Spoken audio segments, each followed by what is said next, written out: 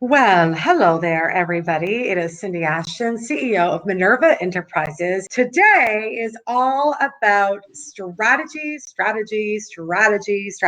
We actually build a solid strategy for you to grow your speaking business and get booked. So why is Lisa here? Because I had an opportunity to enter a contest to win a strategy session with you. So here's how it's going to go. I'm going to ask her a bunch of questions and I'm going to take you through step by step. How do you actually build a speaker strategy? I'm a client creation specialist, so I love to think of creative, out of the box ways for you to bring more clients into your business. I first wanted to speak and I couldn't figure out how to get booked. So I started my own events. I just would put on my own events and then I owned the stage so I could speak to be there. So I spent a few years doing that. I host retreats as well. I'm part of a speaker club. And lately, I've just been wondering, where do I grow to next? But I want to share more of who I am with a greater audience. Before you do anything with your speaking, it's clarify your speaking purpose. So there's really two routes, and you have to be clear of which route you're going to go because it will determine the strategy. You're either going to be that speaker that speaks to generate business. So that's one lane, and that's really the speak to sell, pay to speak lane where you're not getting paid, but you're there to be able to speak to generate awareness, visibility. The second way would be to actually be a professional paid speaker. When you're building your speaking platform, you need to be very clear of which of those purposes you're going to start with. I feel would be better as a professional speaker. What markets are you thinking about speaking in that you think pay? I'm very interested in agriculture. I'm like a very extensive health and safety background. So agriculture and safety, and there is an entire industry around agricultural safety, is a place that I would love to be standing up and speaking on stage around. You have chosen something that does pay. The second, then, you need to start to identify what specific target market. Then it becomes a lot easier to craft a specific message, and then you stand out and you don't have a generic message. Now let's go to the next step. Tell me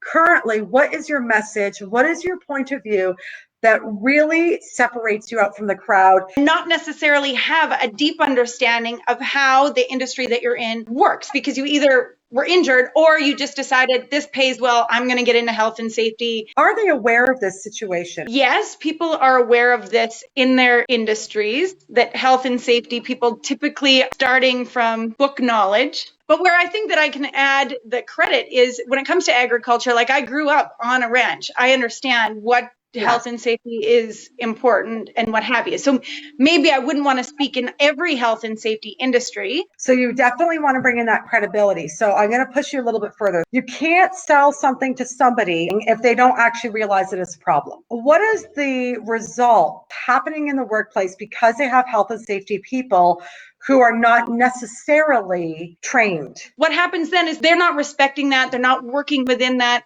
So these people are essentially being put at further risk. All right, so I want to spiral down then. We just want to keep going deeper and deeper with the message. What happens if they're not being, connected and following direction? There are an increased amount of injury. They maintain that same level of injury that they were trying to avoid. Get that rebellion going on.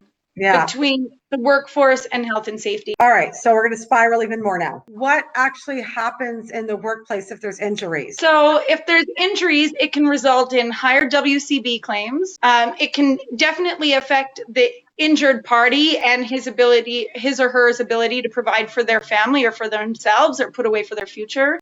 It puts contracts in jeopardy. Companies want the people that are able to do the job at the fairest price with the best health and safety records. Everybody's premiums go up. You need to make it matter for the meeting planner or the HR director of safety and health or health and safety, or else they're not going to hire you. Are they aware that this is a problem, that they're hiring unqualified people to do this, which then makes people have no buy-in to listen to them? They're not aware of their full end costs or what the potential costs are, the iceberg. So here's my question. Would you be able to build an infographic or something that's a quick visual? Because the problem is that there's too many people who are pitching themselves as speakers and they're not specific enough, and they don't do the spiral, and they don't show why they need to be there. Fourth step is you need to start hanging out where these people are. How do you reach out to meeting planners and all the trade magazines that have to do with farming, agriculture, all that kind of stuff? Once you know your vertical, that market,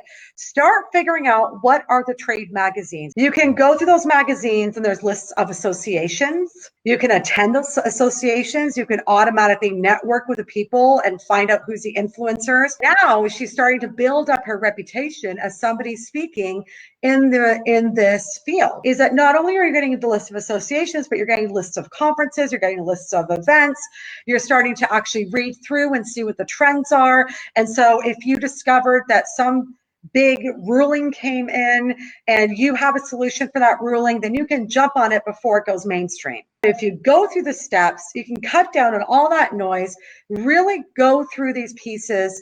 And if you go through those 4 steps, then you're then showing up to these events, these conferences, you're networking with the right people.